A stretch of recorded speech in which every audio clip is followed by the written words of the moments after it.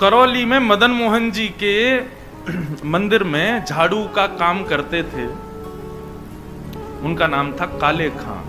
क्या नाम था?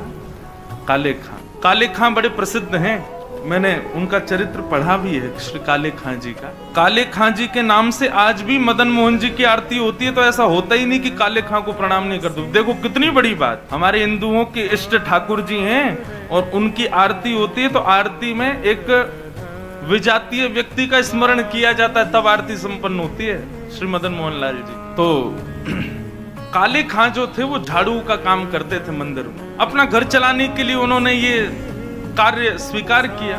काले खां एक विजातीय व्यक्ति, हिंदू भी नहीं था, केवल अपने घर को चलाने के लिए झाड़ू का काम करता था मंदिर के पास।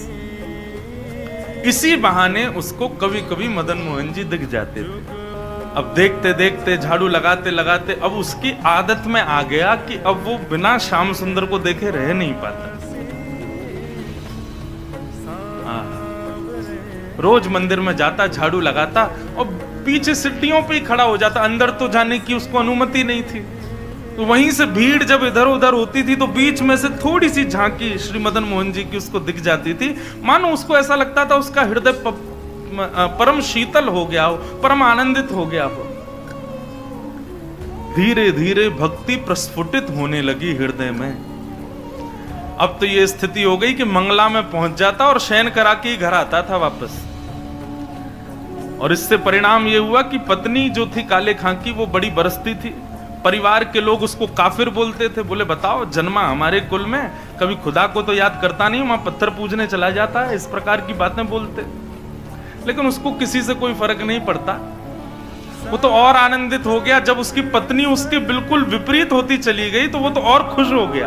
बोले बढ़िया है, जो बीच में दोपहर में भोजन करने घर जाता था अब उसका भी मन नहीं करता मेरा। क्यों? चिक चिक करेगी, लड़ेगी मुझसे, इससे बढ़िया मंदिर में पड़े रहो। तो काले खां को तो और अच्छा लगता। पत्नी बेचारी ऐसी विमुख हो गई कि अब तो वो पूरा दिन ही मंदिर में ही निकालता। लेकिन काले खां की व्यवहार धर्म में एक पीड़ा थी कि उनको कोई संतान नहीं थी। घर परिवार के लोग सब उसको बहुत डांटते थे।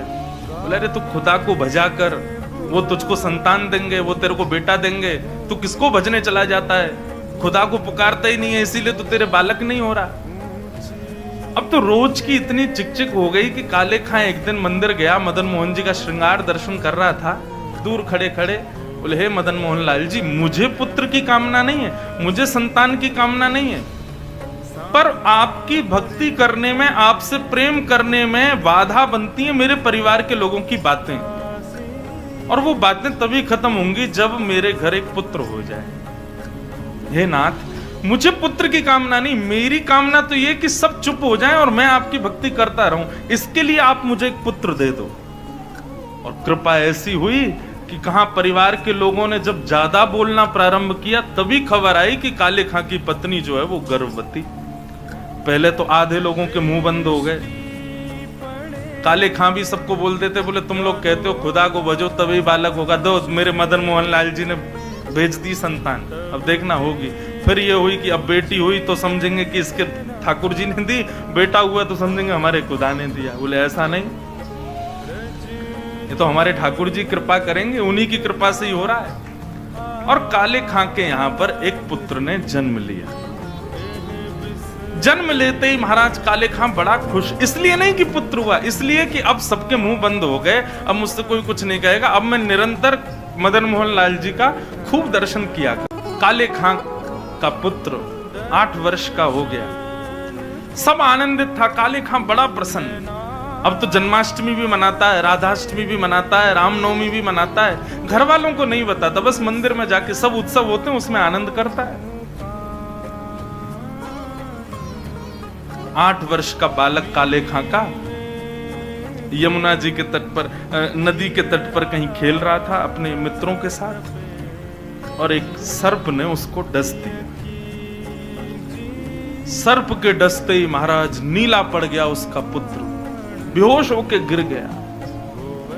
बालक दौड़े दौड़े गए काले खां के घर। काले खां तो मंदिर में था, उसकी पत्नी को जाके बताया। पत्नी रोते रोते मंदिर पहुंची, जाकर के बोली जल्दी चलो, हमारे बेटे को सर्प ने डस दिया है, वो नदी के तट पर बेहोश पड़ा है, मैं जा रही हूं उसके पास, तुम जाओ किसी झाड़ फूंक वाले को लेके आओ, हमारा बेटा मर जाएगा। लेकिन काले खां व्यस्त था ठाकुर जी की श्रृंगार आरती में, श्रृंगार आरती हो रही थी। पत्नी इतना बोल करके लौटने लगी, लौट करके उसने पीछे देखा कि आए कि नहीं, तो देखा तो काले खां तो ठाकुर जी को ही देख रहा था। पत्नी जाकर के बरसने लगी, बोले तुमको अभी भी यही दिख रहे हैं? अरे हमारा बेटा मरने वाला है, देरी करोगे, कोई झाड़ फूंक वाला नहीं पहुंचा तो उसकी मृत्यु हो जाएगी। लेकिन काले खां तो अभी भी मदन मोहन जी को ही देख रहे थे। पत्नी ने कहा यदि मेरे पुत्र को कुछ हो गया ना तो फिर देखना मैं क्या करती, तुम्हें और तुम्हारे इस मदन मोहन को दोनों को देखूंगी मैं। ऐसा कहकर के पत्नी तो चली गई। काले खां वहीं खड़े रहे, नेत्रों से अविरल अश्रुधार बहाने लगे, इसलिए नहीं कि पुत्र को सर्प ने डसा, इसलिए हे मदन मोहन लाल, क्यों आप चैन से नहीं बैठने देते मुझको, क्यों आप चैन से मुझे दर्शन नहीं करने देते? ये सब मुझे पता है आपकी लीलाएं हैं, और ये सब क्यों करते हो ये भी मुझे पता है, मुझे परखने के लिए कि मैं अपनी स्थिति से च्युत तो नहीं हो रहा कहीं। लेकिन मेरा पुत्र दिया आपने था तो बचाओगे भी आप ही। और पुनः कहूंगा, इसलिए नहीं कि मेरा पुत्र है, इसलिए कि मैं आपसे दूर ना हो जाऊं, बस मेरे पुत्र को बचाना। संध्या आरती के बाद जैसे ही कपाट बंद हुए, काले खां नदी के तट पर पहुंचा। भीड़ इकट्ठी थी। पत्नी को जैसी पता चला, काले खां बोले आगे ओझा को नहीं लाए, झाड़ फूंक वाले को, बोले वो तो मैं भूल गया।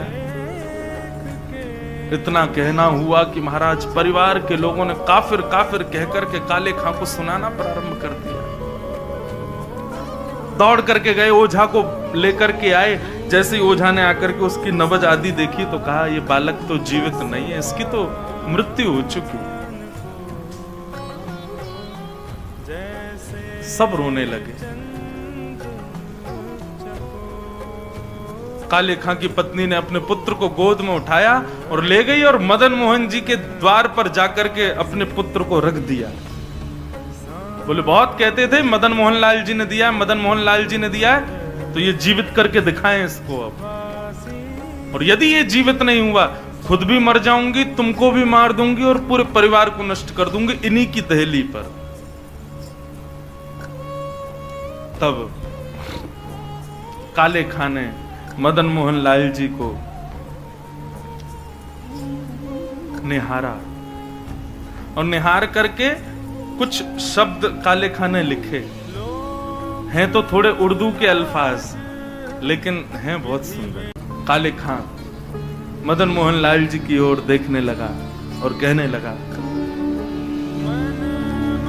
मुसफक साफीक रफीक दिल दोस्त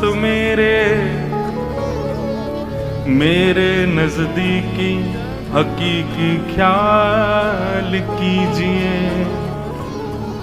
मेहरबान कदरदान आला तू जहान बीच, मुझसे गरीबों का गुनाह माफ कीजिए। काले बेकरार खड़ा तेरे दरबार पे, नंद के कुमार जरा गौर अब कीजिए। हिंदुओं के नाथ तो हमारा कुछ दावा नहीं, जगत के हो नाथ तो हमारी सुध लीजिए। हे मदन मोहन लाल, एक द्वार पर खड़ा है तुम्हारा, यदि तुम हिंदुओं के नाथ हो तो हम वापस चले जाएंगे, कोई कृपा मत करना। पर मैंने सुना है लोग आपको जगन्नाथ बुलाते हैं। जगत के हो नाथ, जगत के हो नाथ तो हमारी सुध लीजिए।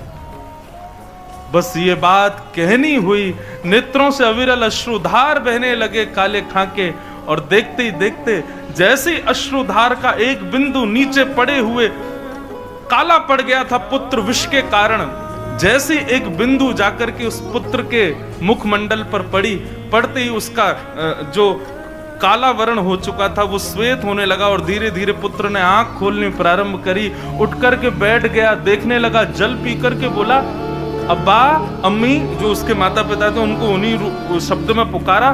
बोले कि वो कहाँ गया? बोले कौन?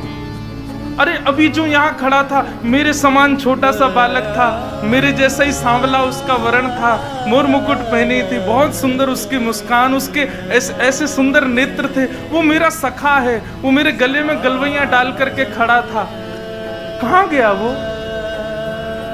और ये भाव देखते ही वहां खड़े जितने लोग थे सबने मदन मोहन लाल जी को दंडवत प्रणाम किया।